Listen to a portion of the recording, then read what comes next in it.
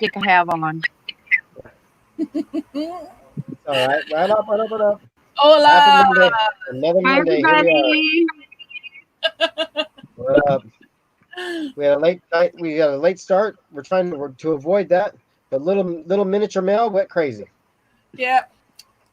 Little meltdown. Yeah, we had Little some meltdown. technical difficulties, but we're here now. So. Chat. Okay. Late night things. If we're gonna get anybody filing in here. Oh, there's Deb. Debbie. Debbie. What up, Deb? Yay! All right. Where's BRT? There he is. There he is. Sure. What's up? So glad you guys are here with us. Yes. We look forward to this every day. As always. As always.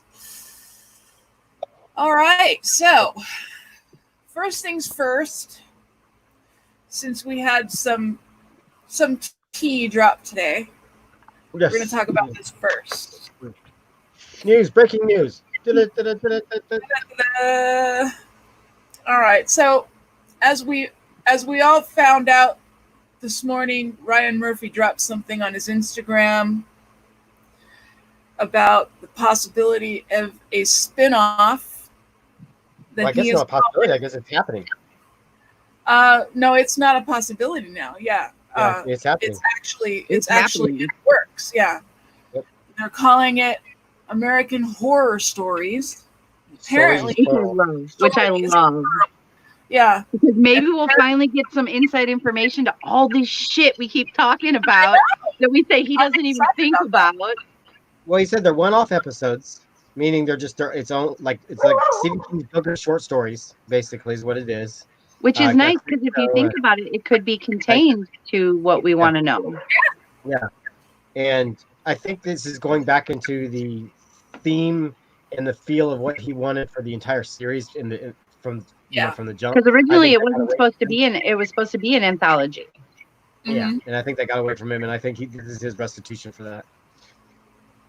So I'm sure there's a lot of pressure from the network too because of what fans wanted, what fans were looking at, what they liked. And once again, my philosophy is your fandom should. And now he's on Netflix, so he can do what he wants. Go make your own. Right? Yeah, we agree with that. It's true, but I'm looking forward to this because he. Oh yeah! Oh, absolutely. I'm really excited about. This is absolutely my speed. I love those creep shows and night shifts and Twilight Zones. I love that kind of stuff, and that's what this sounds like. Debbie said a source says it's all. Debbie said a source says it's all a 1 hour ghost stories, basically type of thing. Yeah. Yeah. It's an anthology. All different things. All inclusive 1 hour is what he said. But this could actually play into his urban legends theory. Yeah. That he was talking about earlier. That this could be the urban legends season. Yeah. That's what he's talking about. They're all just separate shows. That very well could be too. I wonder. Are you afraid of the dark? Kind of from back in the day on Nickelodeon. Yeah. I wonder if he's changing season 10 for this. Tales from the Crypt too. Yes, BRT. Totally. This is what this is. This is like the adult, version of the Are You Afraid of the Dark? So now it's more like the Tales from the Crypt. Yeah. Do you think he's changing? I did too. I love that. What, Mike?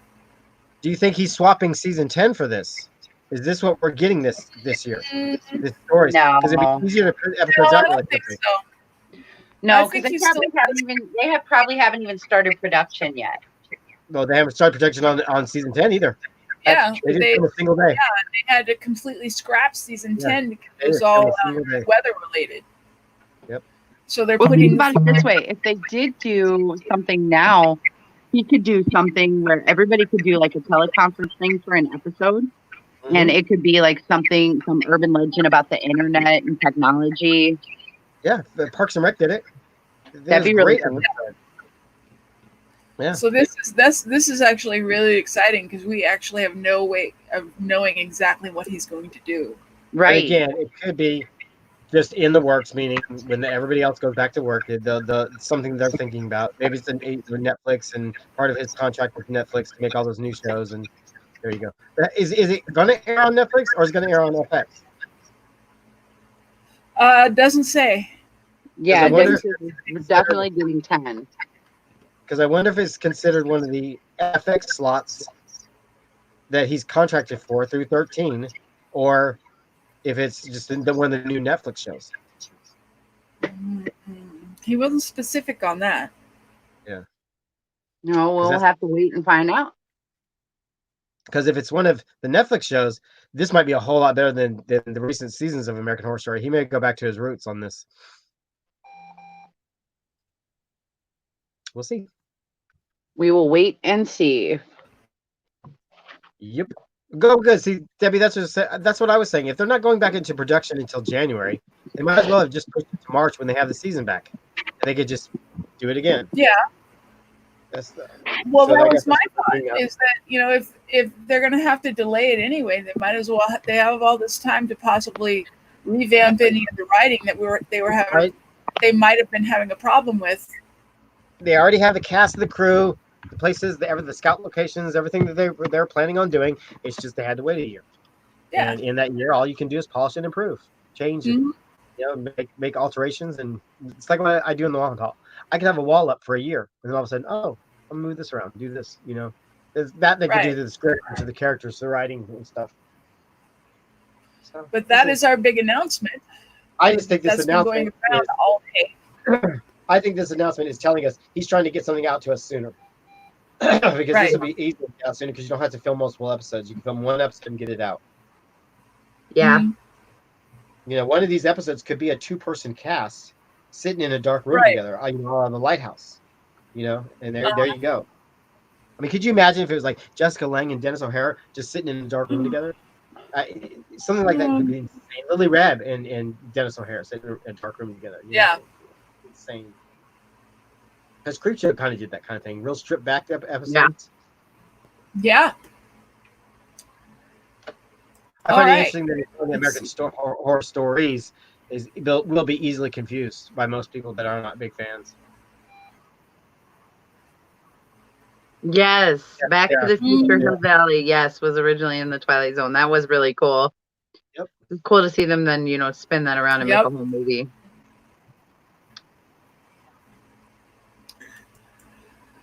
Okay. So, should we now switch over to the meat and potatoes of our stream, you guys? Sure. Let's do it. Sure. It's Freak Show time. Come look at the freak. So we are now on season 4 of American Horror Story Freak Show. Yes. Michael's been waiting for this one. Yeah. Mm-hmm. And so we're doing it a little differently. We're going to do basically like a character review, a character study. We're going to go through the characters individually. We're going to talk about them, and we're going to talk about their connections to other characters, and we're going to talk about their connections to real life people. Yes. See, for me, that's what this season was about. It was about the characters. It was about the human moments that these people shared. It wasn't necessarily about the horror story. It wasn't necessarily about the serial killer. It was about, because even the serial killer had his human story. So it was all about the people, what made them tick. It was a freak show, but it was the fact that we saw the freaks, but it was also letting us know that there are freaks that you don't see on the outside. You don't see their deformity. You don't see the thing that makes them a quote unquote freak. And that's what we got out of Dandy. It's not always obvious. Right. And it's not always good. It's not always bad. It's just different. Like all of these things that fall into history, racism and homophobia and sexism and the freaks, it's all the same thing. It's what you don't understand, you're scared of, you don't want to accept. That's it. Yeah. Right. Not a good thing or a bad thing. It's just people are just different. Ignorance is bliss. I think I say this at least once a stream. Now there is a phobia, and Kaylee brought it out because Kaylee has this phobia. But there is a real phobia, like the phobias they're talking about in Cult. There is a phobia of people with deformities, and the science behind that phobia is is if they feel their body is abnormal, then looking at a crucially deformed person gives them fear for what they could become, because they're already feeling self-subconscious about their own, body image. Mm-hmm. And it's very interesting. They say everybody that has this extreme phobia of freaks or deformed people are all have their own body image issues. Oh, yeah, most of the time, yeah. A lot of insecurities, their own. Mm-hmm. I tell you, my hero of all time. All those questions. Who do you want to talk to when you die? What would be the one famous person you'd want to sit down and have a conversation with? Mine has always been, since I was a kid, Joseph Merrick, the Elephant Man. He is my biggest hero, my biggest inspirational fan, because the hero is a man that had everything against him. I mean, the world's cruelest thing that could possibly happen to a person. He died young.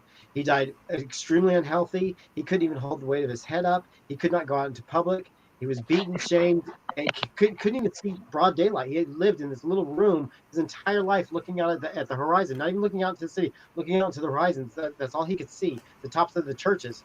And yet he was the most humble, gracious, most giving to other people man that you can. How does that happen? How do you get from that? That's why I've always been fascinated by it. That's why I've always wanted to sit down. And it was really, really heartbreaking is they did the DNA genetics on him, and they presented pictures of what he would have looked like without the disease. And he was handsome. Mm-hmm. Beautiful, beautiful kid. Died 20-something years old.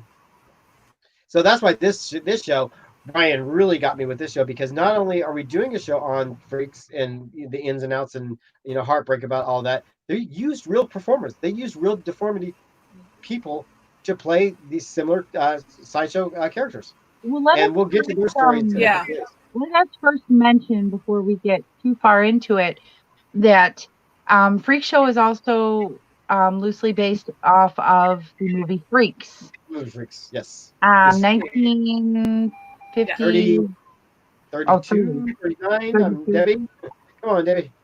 Yeah. Ooga, but it's based off of the movie Freaks. And Jessica Lange actually basically ran the show here. This was her decision. This was her choice. She chose the songs. She chose the musical numbers. She chose the wardrobe outfits, especially for herself. But yeah, this was Jessica Lange's baby. She wanted a musical season, and she loves freak shows. Jessica Lange is a huge lover of freak shows. So this was all Jessica Lange right here. Yeah, she created the Elsa character and everything. Mm-hmm.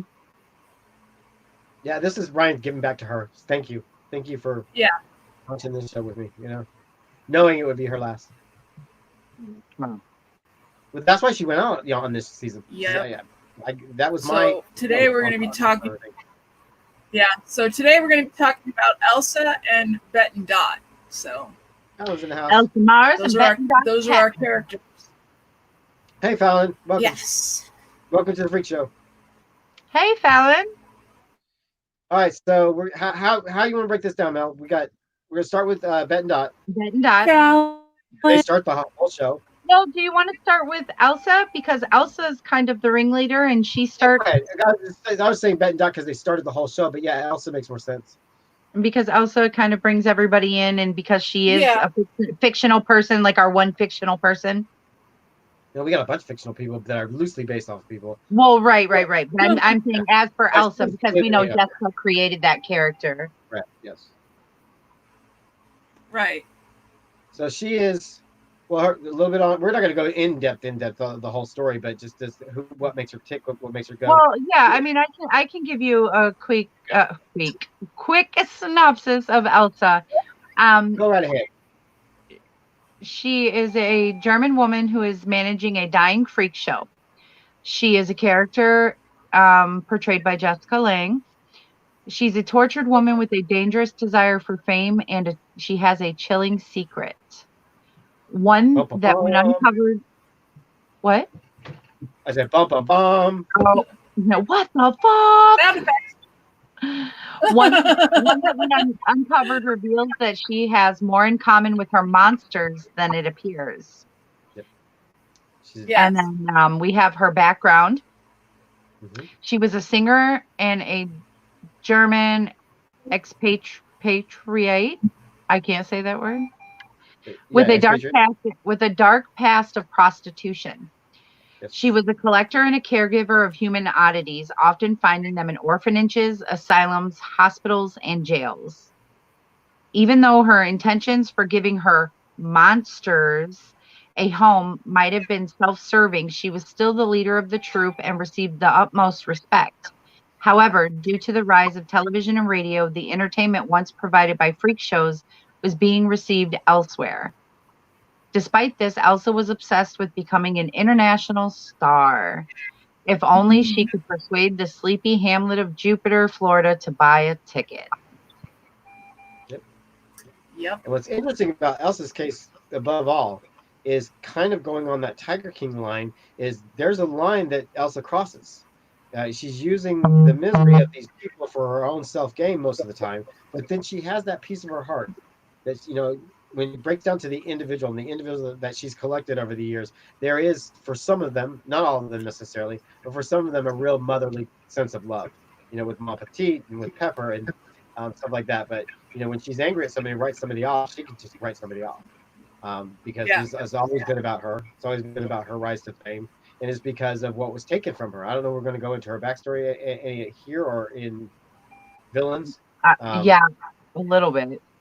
Yeah, so she's basically she was a prostitute. She used to do like snuff films, where people were tortured in sexual situations, and she had her legs amputated on film in a sexual situation. And that guy who amputated her legs was Arthur Arden from Asylum.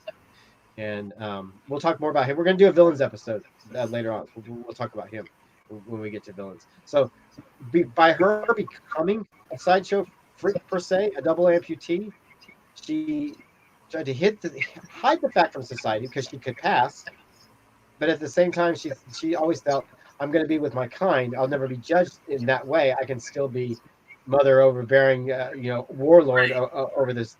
I'll have complete creative control over what I'm doing because I am one of them. So she's interesting. She's I think she's Jessica's most complicated character. Yes, I think I'd agree with that for sure. Because Jessica is different.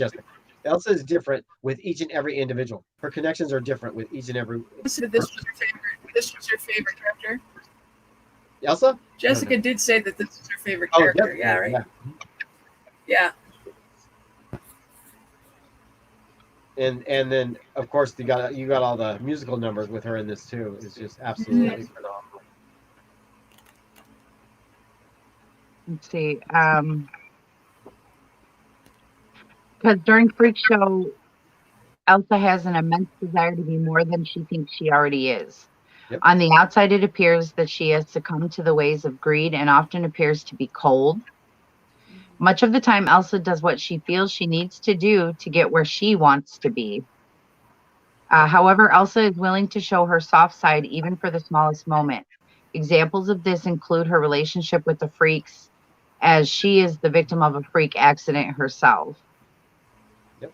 And it says she's likely in her late 40s to early 50s. Yeah, okay. That makes sense. That makes sense. Because they never actually stated what her age was. No.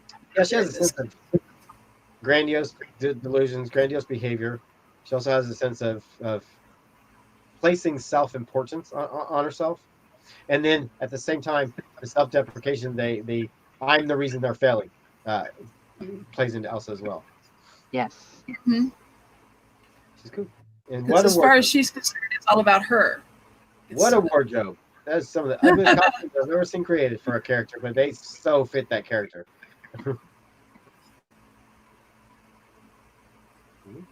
And then let's see where, like we said, she's the leader of the Freak Show. She's the ringleader of this whole troupe. Yeah, I guess I forgot about the whole Massimo thing. The what? Massimo. It's her. He's the one who saved her from film. Yeah. Danny Houston's character. Yeah, the German. I love that they put them back together too, because I thought they were magical together. They really were. It's the theme you're saying. Each of the characters are slotting into something very similar. I mean, he is very similar You to don't notice it until you really think about it. And then as you go back and rewatch these things, you see how they kind of just click into place like that. Yeah. They've always had really good chemistry between the two of them. Yeah, her arc is beautiful. I think her arc is one of the most beautiful, just gives you a good ending for a character. And she goes out on her own free will. And it's interesting how they perceive death in this series. Unlike Asylum, they perceive it a certain way. This, they're perceiving with the whole Edward Mordrick thing, complication involved in there.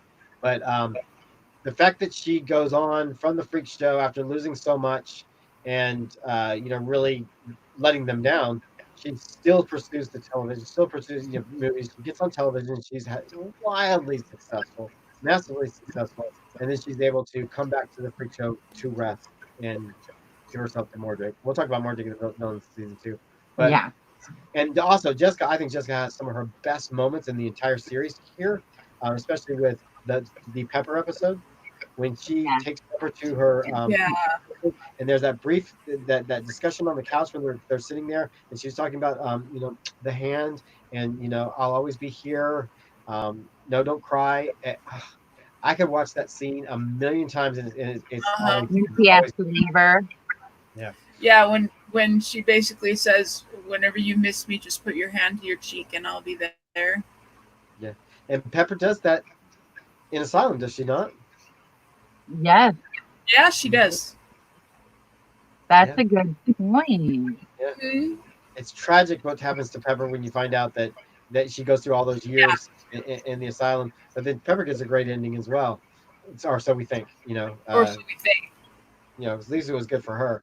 But Pepper, oh my God, what Naomi Grossman is so phenomenal. We'll talk about Pepper when we get to that episode. My God, that whole salty death thing was amazing too. But on the flip side of Elsa, since we're still talking about Elsa really quick, is the teeter-tottering, the seesaw behavior, the hot and cold behavior that she has.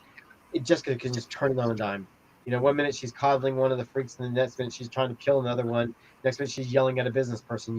It's really like watching a tennis match with her, but she's right on point. And I think it's like watching a mother handle 50 kids. Yes. And I think she has so much pride in it because she created this character. Yes.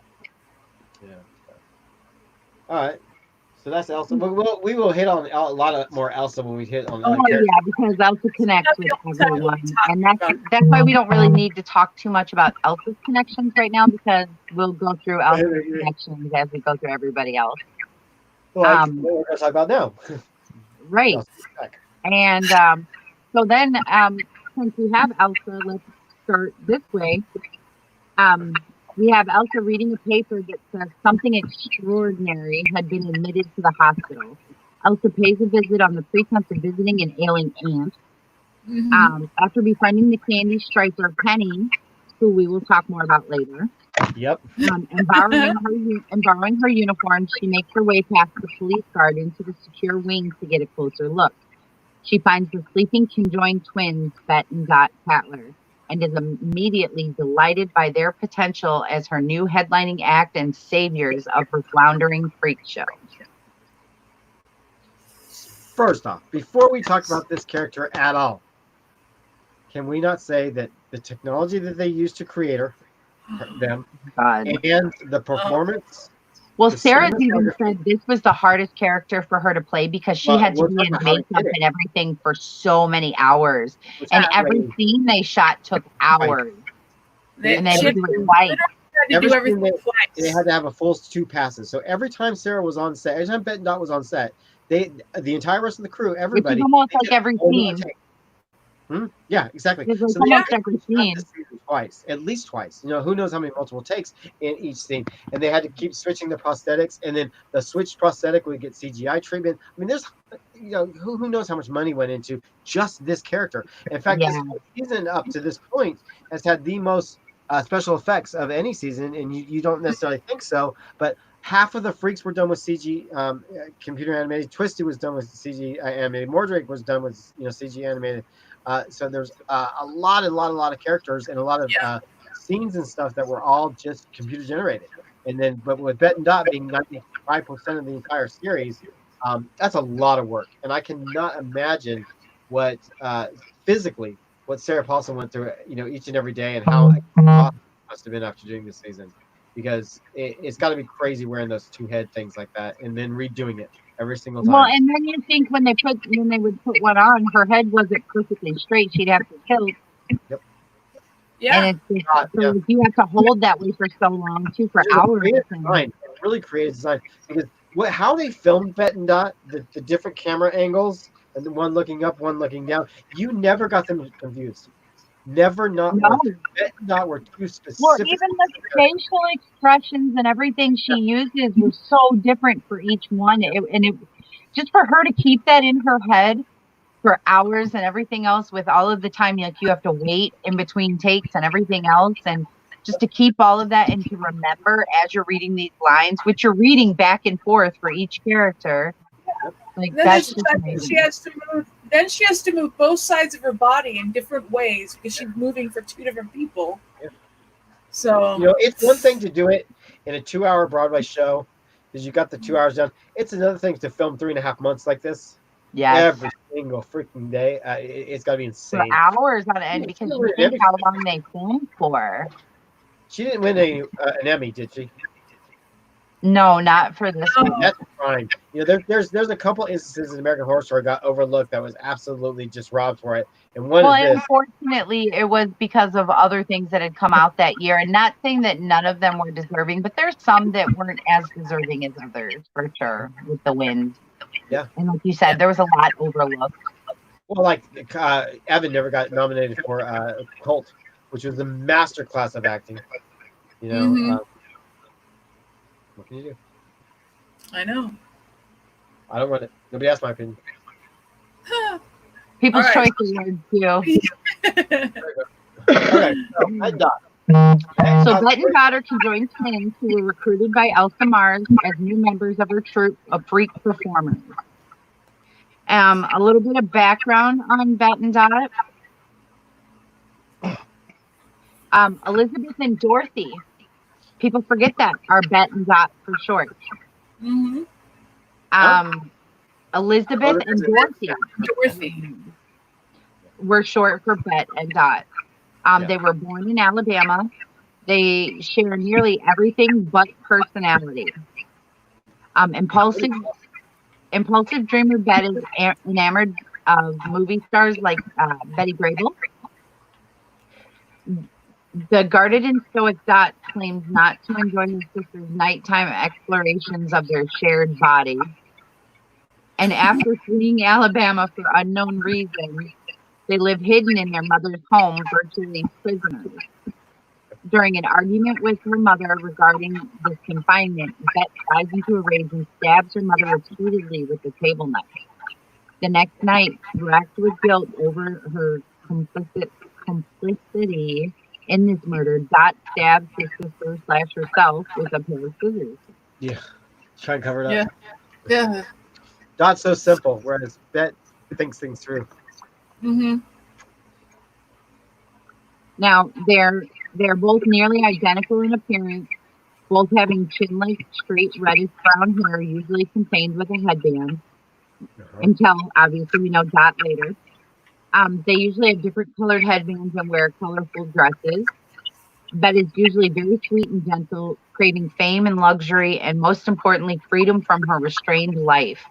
Dot, on the other hand, is stern, withdrawn, and somewhat protective of herself and her sister. She is usually the one that makes the more important decisions and tries to show dominance over Bette. They also communicate through thoughts alone, and upon discovering sexual acts, begin to throw themselves at the men they are attracted to. And they're around 30 years of age. Yes.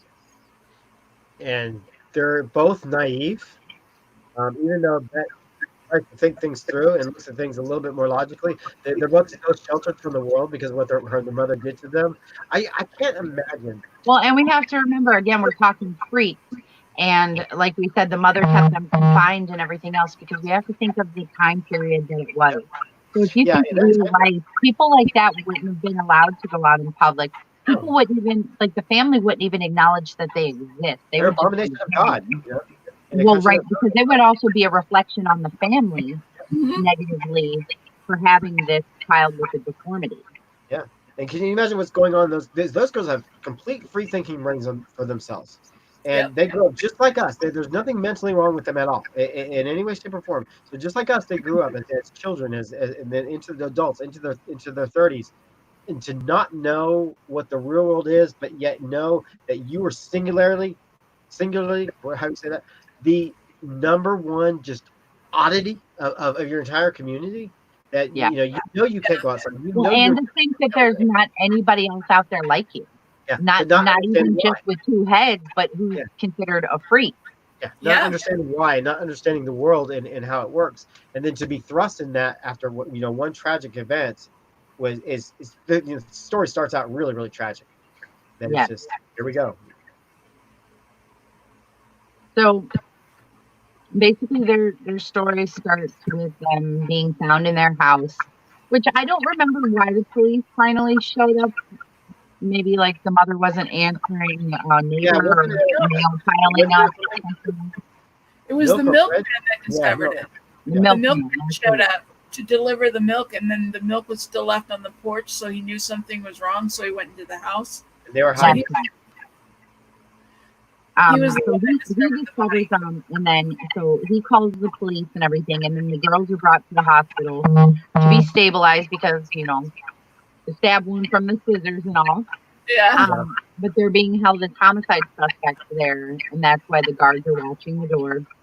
And then Elsa convinces them, after earning their trust, which she does very quickly. Very quickly, yeah, and very. What's the word I'm trying to think of?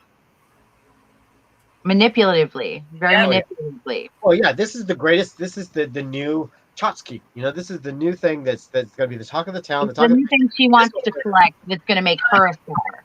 This will put her out. Yeah, it's not about them. It's all about her. Barnum, they don't have a real.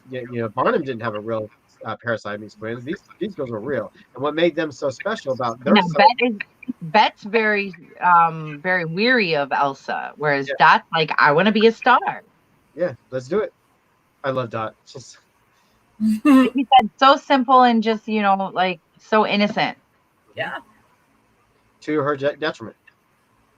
Yeah. So then Elsa convinces them to join the freak show, and she gets them out of the hospital, and she tells them they're going to become her new star attraction. Yeah. She promised Dot stardom, and she promised Bette a way to safely look after her sister and to feel part of a community. And that's how she got the two of them. She got them on board for different reasons. So, and then when the girls get there, they meet their new family. From the frightening Meep to Jimmy Darling. Oh, Meep. Whose charm gets a smile out of even Dot, who doesn't usually smile. Oh, Jimmy. However, charm isn't enough to convince her to be a trained monkey, and she refuses the meals brought by Jimmy's bearded mother, Ethel, whom she describes in her diary as the Sasquatch champion of law and order in this hellish time. See, that's interesting. They have normal human reactions to other oddities and other, personalities. Oh, there you go. I remember that vividly. The fact I knew it was I didn't know it was a delivery. I didn't know which item. I can't remember if it was newspapers that are piling up, the mail piling up, or something like that. But that's right, because it was the 50s. It would have been the milkman. Or bread. Or bread, yeah. Yeah. Because those were delivered daily. Eggs. Yeah. We had a milkman when I was growing up in the 80s. Yep. They used to deliver milk to our porch. So in England, we used to get butter, eggs, bread. We got butter, eggs, anything dairy-wise, we got delivered that way. Yep. Oh, I hated that. So then a detective comes to the freak show looking for the girls. Colquay. Yep. Yeah, same name. But same no, before he comes, there's another guy. Oh, okay. Yeah, they didn't say who that was. His name is Mike something, I believe. Oh, okay.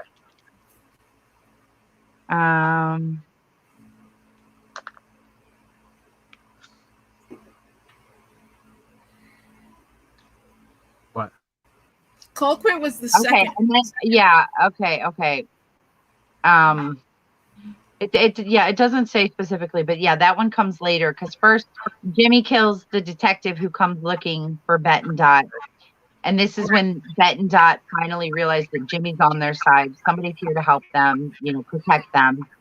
But the officer was also trying to pin Twisty's murders on Bette and Dot. That's why they were looking for her. Yeah, because they're the abomination. Mm-hmm. Right.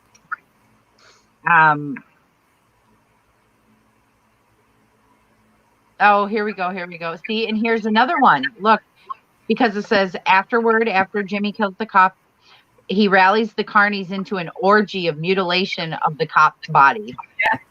Yep. Yeah.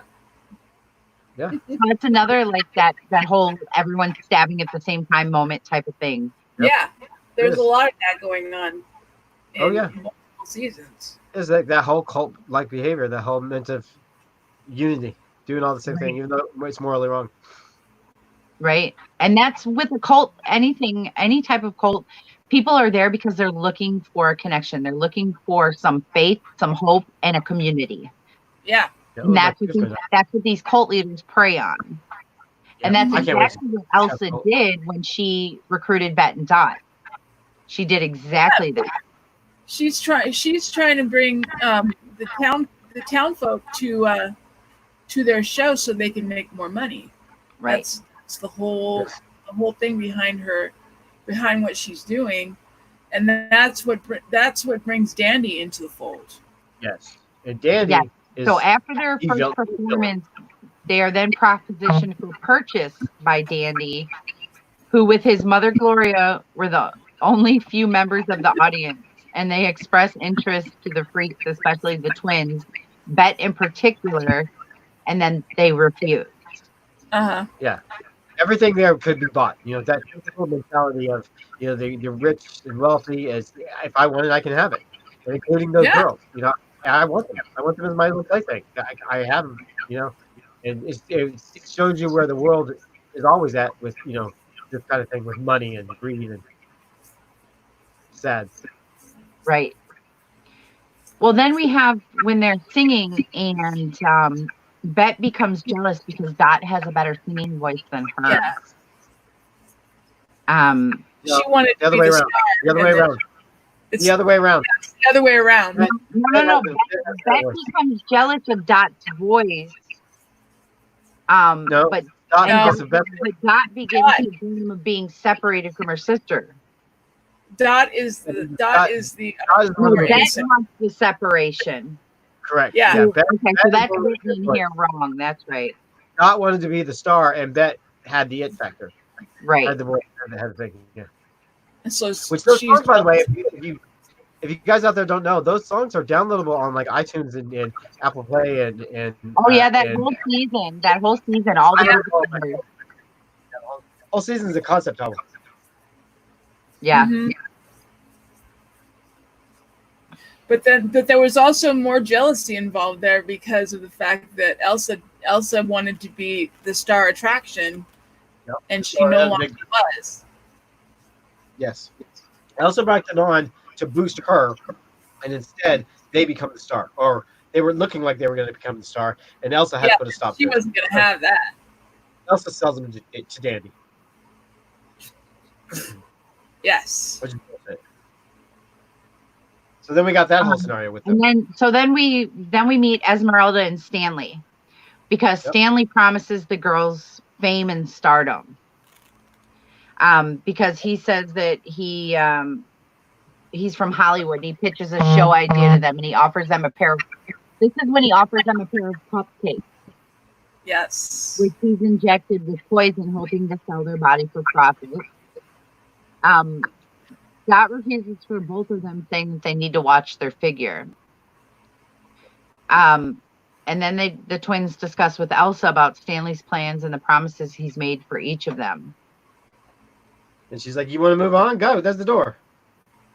Right. And then after that is when Elsa has her flawed performance, and she expresses her jealousy of the twins and their popularity and all their attention they're getting. And she attempts to get rid of them by selling them off to the Mots. Mm-hmm. Sucks. Elsa no better than the rest of them. Horrible. And then Bette starts to fall in love with Dandy. Well, Dot just completely hates him. She could care less. She's telling him it's weird. We don't like him. No, that's yeah. She thinks he's boring. Is Dot turned off by him, and Bette was the one that was falling for him. Yeah. And then, but she was bored by him until he started telling them about the Brody twins. Correct. And then Dot pretends to like him to get money so they can pay for, or no. So she can Bette pretends to like him. Yeah. Yeah, Bette pretends to like Dot's falling for him. So that they can get the money for the separation surgery. Yes. Yeah. Because somebody wrote this all in here backwards. Yeah. Yeah, I now, know. Wait, no, it has to be flipped because I always think in my mind, I don't know why, I always think in my mind that Bette is the central Sarah Paulson's character in this season, and Dot is, the extra character, or not think right. So that's why Bette's, Bette's the driving force of that. And it's actually the other way around, if I remember correctly. No, Bette is the driving force. Is it? Dot's the one with this crooked head on the side, yeah. Okay. No, Bette is the one with the crooked head. Dot is the naive one, the real, what was me? And Dot is the one with the crooked head. That's Dot. Yeah, that's the crooked head. So Bette is the dominant force. Yes, there you go. Bette is the dominant force, and Dot is not. Correct. Bette's the thinker. She can get through situations. Dot's naive. There you go. I had something else for that. Go on. And then Dot has a vision of being without Bette. No, Bette has a vision of being without Dot. Oh yeah, because she died in surgery at this time, and then she's talking with Jimmy. Yeah, Bette's mind is completely and totally enamored with these Brody twins, and the fact that they have actually successfully separated Siamese twins, and that's all Bette can think about. So I will finally be free. I will finally be able to do all of these things on my own without, an entire another person. It literally is an entire another person attached to you. And so it must be absolutely insane. She wants career, she wants love, she wants, the whole 9 yards. And selfishly, all she can think about is, bye, Dot. See ya. She makes a comment at some point, if one of us die, it might as well be Dot, kind of thing. Not like in a vicious way, but she's thinking she's willing to take that risk to have this surgery. Mm-hmm. It literally drives her mind for a while until some bad dreams and stuff. Yeah. Well, then Jimmy shows up at the manor to take the girls from the manor, but Dandy protests about it, and Jimmy realizes that Dandy's the deranged clown, and he tells the girls to leave with him. Mm-hmm. Yes. And then they get mad. Yeah, he's the first one that put it together. And then the twins go to Elsa's tent and explain the money they want since they protected Elsa from Jimmy. And later on, Bette gets her new makeover, where we see Bette as a blonde. Or no, Dot gets a makeover. Yeah. Dot. We see Dot with the blonde hair. She gets to be the blonde hair. Yeah. It's the bombshell, the Marilyn Monroe. That's what she wanted. Yeah. And still, it's the same naive Dot. When after they go through that whole with Dandy, the period where it looks like Dot is getting it and not starting to welcome into the real world and figure out all these, what happened to him. She gets the blonde hair and she's, pretty little princess again. And all is well in the world. And then we know that, Bette's falling in love with Jimmy. And then they go to take off their clothes to give themselves to Jimmy. And Jimmy's already drunk as a fool at this point. Yeah. And he just tells them, he declines. And he tells them, he respects them too much. And it's very hurtful for them. It's very, like you said, rejection. Well, that whole scenario is funny. That whole scenario is funny because they go through the whole camp. Just, are you the one? Are you the one? Are you the one? They're like auditioning everybody to take their virginity. Well, and Jimmy basically tells the girls, I can't do this. I respect you guys too much, but I'm also in love with someone else. Yeah, so and that's Esmeralda. Yeah. And then the twins offer money to Esmeralda, who's Jimmy's love interest right now. They offer the money that they have to her that they saved from Dandy. They give it to her. Yeah, to get him out of jail. To save Jimmy. Yeah. Yeah. Then they spend time at the freak show burning their diaries and kissing toe loose. Yeah. After Chester comes, the twins quickly take a liking to Chester. Freaking crazy. Yeah, and then Chester's crazy self. They have that whole encounter. And then the twins visit Chester and massage him, and they have sex, starting a relationship between the three of them. And then we'll get into Chester later. Yeah. And then the twins. What? Marjorie. He says, "My Marjorie, my Marjorie." Oh, excuse me. And then the twins appear at Stanley's thank you party, but the tables turn and they proceed to kill him. Mm-hmm. Chester and the twins have sex again, and they get him to remove Marjorie, which he does. Dandy tells the girls about Chester's past. Chester rehearses with the freaks later. Rehearses with the freaks, and he tried to saw the twins in half, and then they just leave afraid because he tried to saw them in half. He went fucking crazy. Yeah. Then he ends up sawing Esmeralda. But he ends up sawing Esmeralda in half. And once the twins find out about the freaks' evil plan against Elsa, they warn Elsa, running in on her not having legs. Confused but stern about her leaving, which she does. This is where we're seeing that Elsa's legs aren't there, and she, this is the first time any of her freaks have seen it, and know about it now. Although I'm not sure, did Ethel know? Yeah, I think so. I always took it that. No, she didn't know until after. Then she shot her in the leg. Shot her, right? Oh yeah, that's right. She's on the leg. Was stunned by that. So right, Elsa kept it from everybody. They're wooden legs. They're wooden legs, and the bullet went straight through. So then after Dandy's killing spree, he kidnaps the twins and he takes them to his house. They get married, but the twins invite Desiree and Jimmy, who knock Dandy out. And the freaks watch Dandy die, and they tell him that they hate him. And we know what happens to Dandy. We'll get into him later. But then the twins are last seen married to Jimmy, expecting a child, watching Elsa perform on television. Uh-huh. Yep. So now moving into the inspiration for Bette and Dot, which I'll let you touch on a little bit, Mike. Well, going with their names, because I don't have their names. I always forget. Hilton. Yeah, Hilton. Go with Hilton. What's their first names? Violet and Daisy. Violet. They were flowers. They were pretty flowers. Yes. Violet and Daisy. They are the most famous of that time period of actual Siamese twins that lived and thrived, and actually kind of ran the whole. And they were actually joined at the hip, not the head. Yes. They had basically full bodies on their own, except for the lower body with the hips, and they were charming and charismatic. They shared no internal organs. Huh? They shared no internal organs. Yeah, they were two separate people. They had two separate lives. So they would have been very easy to separate. Yeah, but they chose not to. Right. And the show Sideshow, the Broadway musical Sideshow, is based off the Hilton sisters.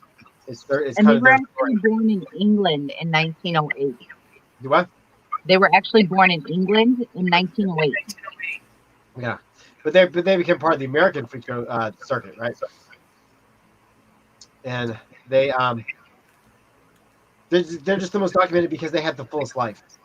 And you know they were on the scene for a long time. There's a lot of documentation of their shows and of how well they were liked. And okay, you know what? Here's something interesting. They were born out of wedlock to a single mother and into poverty, which a lot of people were at the time. Not necessarily the out of wedlock or single mother, but the poverty. And unable to cope with looking after two conjoined twins, their mother sold them to her boss, Mary Hilton. So that's how they got their last name. Oh. And Hilton, this is interesting. Hilton, according to the twins, was a corrupt, ruthless, abusive, and exploitive woman who quickly saw the financial gains that could be had from the twins. And she quickly began training the girls in singing and dancing so that they could pursue a career in vaudeville. While they were prepared for performing, they were constantly mistreated and abused by the Hiltons, who saw the twins as little more than possessions and a means of income. The twins were as young as 3 when they began touring, but quickly proved to be popular performers who brought in large amounts of money, which the Hiltons kept for themselves. Yep. They're great. Tough life, but they chose to be together. It's very interesting. Yes, Debbie. Yes, there's actually quite a few set of conjoined twins that they used for some inspiration. And they used part of Violet and Daisy's story, I think because of the way they were treated by the Hiltons, because it also led to the Elsa Mars story. And a bit of the Dandy Mott story. And a bit of their own mother. And their own mother. Yes, I believe that they were older. I just read about it too. I wish I would have still had that one pulled up. The Hiltons? The Hiltons? No. Chang Yang. Oh, they were adults, I believe. They lived into adulthood. Yeah, they were. But yeah, there's that famous picture of them that goes around all over the place. Mm-hmm. Just Google Siamese twins and their picture comes up.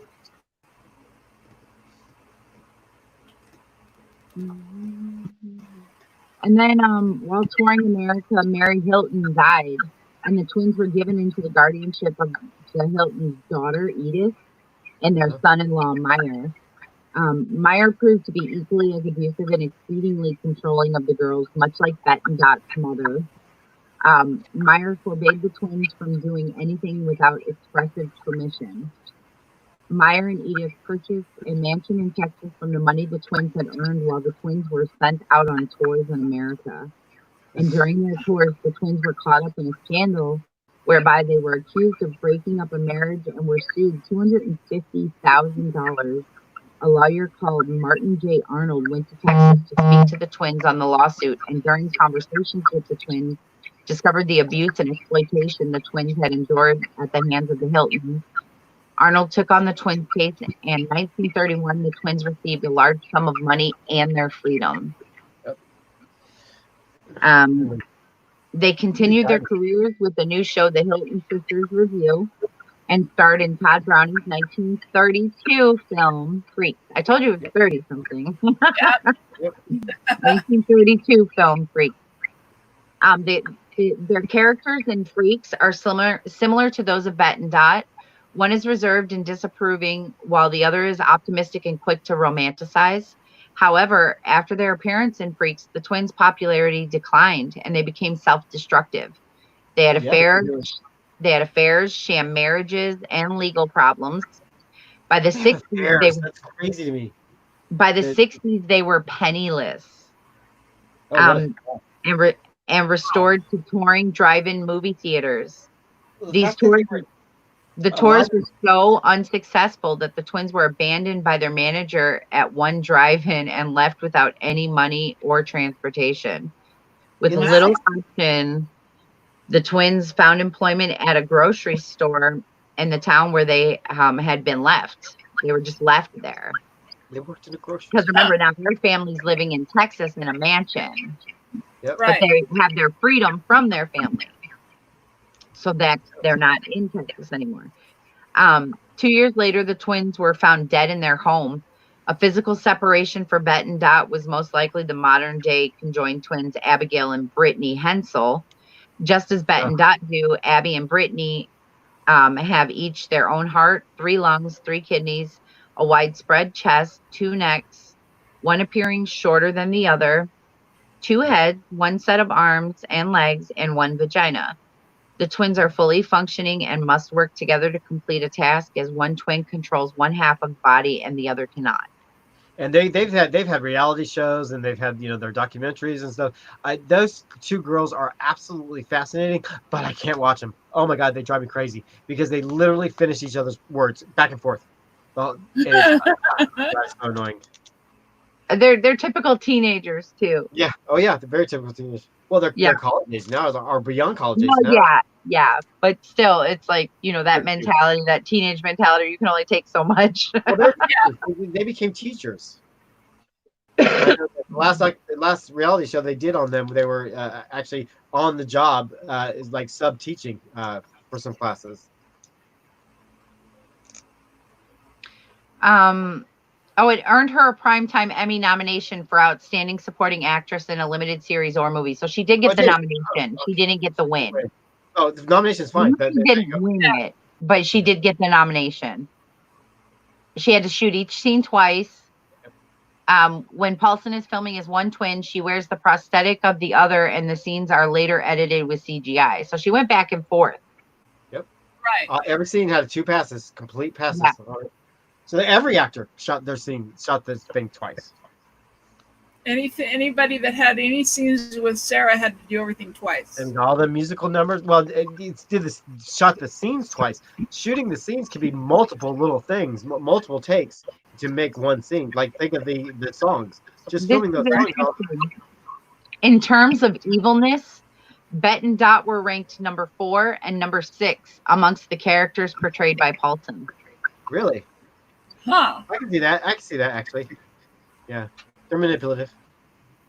Because look at Sarah's other characters. I think. Why 4 and 6? I don't get that. Oh, Bette and Dot 4 and 6 because Dot's more naive. Yeah. Bette's a little more cutthroat than Dot. When they're entering, I wanted to read this when they were entering, and I forgot. When we first start with them and they're entering the freak show and they're entering the demon, the devil's mouth. Yeah. This is where Bette said, I knew I was about to enter the gates of hell, but like the inescapable pull of gravity, there was nothing I could do about it. Yeah. And it says a lot, the way they shot that scene.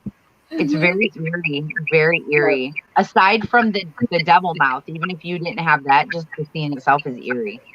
Well, that's where with Bette and Dot a lot, they use that freak show tune. We're constantly hearing it with Bette and Dot. Oh, Dinah Shore. That's who Dot adores. That's who it is that she always talks about. Dinah Shore. Yeah. Dinah Shore Records. Yep. So and then they have baby at the end. Do we need to cover they did have a baby. They were pregnant. We don't know what happened to that baby. We don't know what happened after that. They never said. Baby special. Come out with 3 heads. Yeah, they left that one open because they were still pregnant. So, and we still don't have the answers to that. Yep. Well, we'll talk about that in the whole theory Thursday. Because that's all these children left behind. That's the American Horror Story, the next generation. Yeah. Failed miserably. That's gonna be the orphanage season. I know. There you go. Great opportunity in Apocalypse for those 2 to be somebody, and they were fucking nobody. I know. Timothy and what's her face? Emily. Yeah, Emily. Those could have been Kai's children, for Christ's sake. Ooh. Anyway. Goes all the theories.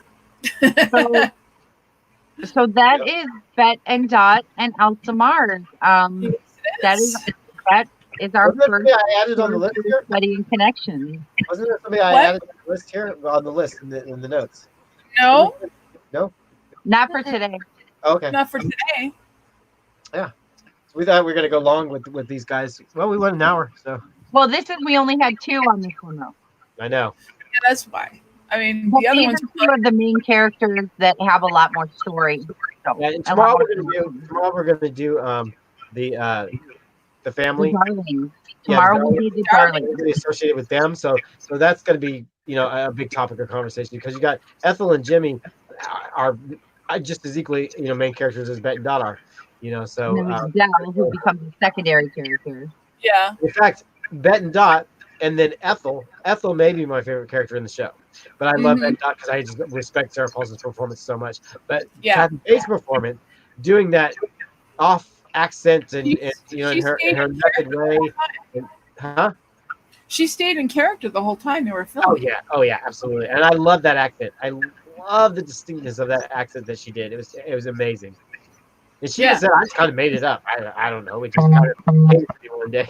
So I was trying one and didn't work out, and that's just what it was. You see, B said this is going to be a fun season. Yes, this is going to be a fun season. We want this to be fun. We want this to be. We want to be able to talk about things we may have not talked about already. Yeah. And think about connections we didn't think about already, and just we realized the milkman thing came to us. Like thinking about that. Yeah, we realized a little late, but we were just doing the same thing that many other people have done in the past over and over. So it's like now we're doing something different. So we decided to change things up. So this is what we're going to be doing. Yeah, and B, it's funny too. One of the lines I love of Jessica's in Freak Show is when she's at the diner and the lady hands her bill and she tells her, obviously stars don't pay, or I don't need to pay, stars don't pay. You're like, bitch, I don't know who you are. Stars never pay. It's stars never pay. Oh, darling. Stars never pay. Blue and eyeshadow. Blue. Just blue. Yep. I almost wore blue eyeshadow today. Oh, if I would have thought about it, I would have put on mine. It's funny. Well, guys, that is our show. We have brought you guys all of our characters, our connections for Elsa and Bette and Dot. Like we said, tomorrow we will be back with the Darlings. Mike, do you have a wand for the day?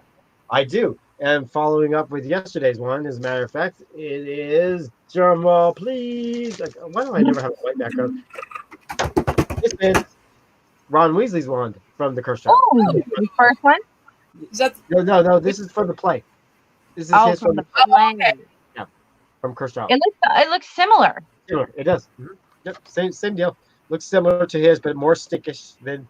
Well, his is very stickish in the movies as well. It's darker. It's darker. Yeah, it's thicker too. It's stronger. This one's a little bit more. That's what he said. Yeah, he said. But this one's neat because if you really can see it, it's like it's leaves like folded into each other. You can even see the crease where the leaves come together. Yeah. That's cool. Yeah, cool. It's really comfortable to hold because of the creases. So there we go. BMT said, "LOL, stars never pay" is a great way to get tackled and arrested. Yeah. Yeah. There's a little. For sure. Sure, especially in this day and age. Right. Acorn on the top of it. Oh, on the top it's an acorn? Yeah. Huh. Cool. I didn't notice that. All right. Well, everybody, that's our show. We hope to see you guys back tomorrow. We love you all very much for being here. And we will see you guys on the flip side. Yep. Bye. Bye. Route.